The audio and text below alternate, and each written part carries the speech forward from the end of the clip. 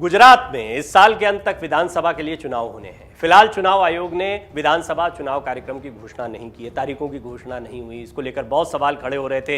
हिमाचल की तारीखें आ गई, गुजरात की तारीखें क्यों नहीं आई हैं? कई ऐसी सरकारी योजनाएं थी, बड़ी योजनाएं थी जिनका लोकार्पण प्रधानमंत्री को करना था। बहरहाल इस सबको लेकर विपक्ष ने जमकर घेरा चुनाव आयोग को भी और सत्ता पक्ष को भी, यानी बीजेपी को।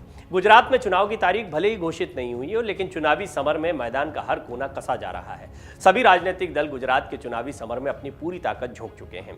कांग्रेस की एक चिट्ठी ने किस तरह से बीजेपी और आम आदमी पार्टी के होश उड़ा दिए हैं, वो भी समझने जैसी बात है।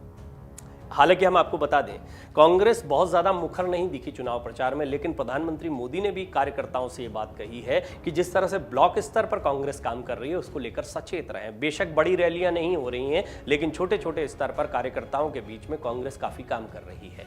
बीते कुछ महीनों में गुजरात के ज्यादातर विधानसभाओं में कांग्रेस ने एक ऐसी चिट्ठी बांट दी है जिससे गुजरात की राजनीति में बड़ी उथल पुथल मच गई है। कहां गुजरात में चर्चाएं हो रही थी कि कांग्रेस के कोई भी कद्दावर नेता और पार्टी का कोई बड़ा चेहरा अब तक जमीन पर उतरकर माहौल नहीं बना पा रहा है, चुनाव प्रचार नहीं कर रहा है। वहीं इस चिट्ठी बांटे जाने की जानकारी सामने आने के बाद विरोधी दलों के नेता भी उसी रणनीति पर काम करते हुए डोर टू डोर प्रचार की योजना बनाने लगे हैं। जबकि कांग्रेस बीते कुछ महीनों से डोर टू डोर चला रहे इस प्रचार अभियान की जगह पर अब अपनी रैलियों और बड़ी जनसभाओं को करने की योजना बनाने लगी है। फिलहाल गुजरात में कांग्रेस के चल रहे इस अंडरग्राउंड मिशन से पार्टी ये मानकर चल रही है कि उसने ज्यादा से ज्यादा लोगों से सीधे संपर्क कर लिया है, जो कि आने वाले चुनाव में उसके लिए बहुत फायदेमंद साबित होने वाला है। कांग्रेस सूत्रों के मुताबिक पार्टी ने बीते कुछ महीनों से गुजरात की सभी विधानसभाओं में जाने के लिए अंदरूनी तौर पर एक रणनीति बनाई थी। पार्टी से जुड़े सूत्रों का कहना है कि पार्टी ने गुजरात के सभी जिलों में अपनी कमेटी को न सिर्फ सक्रिय किया, बल्कि राज्य की सभी 182 विधानसभा में बूथवार एक संकल्प पत्र वितरित करने की योजना बनाई। इस योजना के तहत तकरीबन 5 महीने पहले पार्टी के आलाकमान से चर्चा करने के बाद गुजरात राज्य इकाई ने अपने सभी कार्यकर्ताओं को गांव-गांव और बूथ-बूथ पर जाकर पार्टी की नीतियों और राहुल गांधी के 8 संकल्पों के बारे में पत्र के माध्यम से संपर्क करना शुरू किया। इस दौरान पार्टी के कार्यकर्ताओं और नेताओं ने मिलकर राहुल गांधी के संकल्प पत्र की चिट्ठी को जनता के बीच तक पहुंचाना शुरू कर दिया। संकल्प पत्र के माध्यम से तैयार की गई इस चिट्ठी में कांग्रेस को मजबूत करने के साथ साथ जनता के प्रति कांग्रेस की जवाबदेही के बारे में भी जिक्र किया गया है।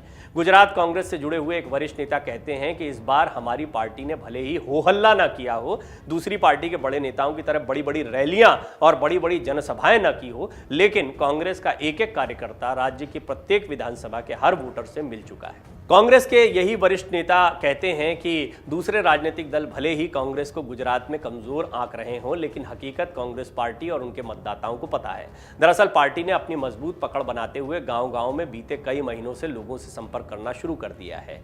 गुजरात कांग्रेस पार्टी से जुड़े एक वरिष्ठ नेता कहते हैं कि राहुल गांधी के जिन 8 संकल्पों को लेकर जनता के बीच में उनके कार्यकर्ता पहुंच रहे हैं, वो इस बार बहुत प्रभाव डालने वाला है। उनका कहना है कि इन संकल्पों में पार्टी की ओर से किए जाने वाले काम और जनता की ओर से उनको दिए जाने वाले सहयोग का न सिर्फ जिक्र है, बल्कि उसको कैसे जमीन पर उतारना है उसका भी पूरा खाका तैयार किया गया है। वो कहते हैं कि कांग्रेस बीते कई महीनों से लगातार डोर टू डोर प्रचार कर रही है। उनका कहना है ऐसे डोर टू डोर प्रचार से बड़ी रैलियां और जनसभाएं जो हैं उनके मुकाबले ये ज्यादा प्रभावी दिखाई देता है तरीका जो आजमा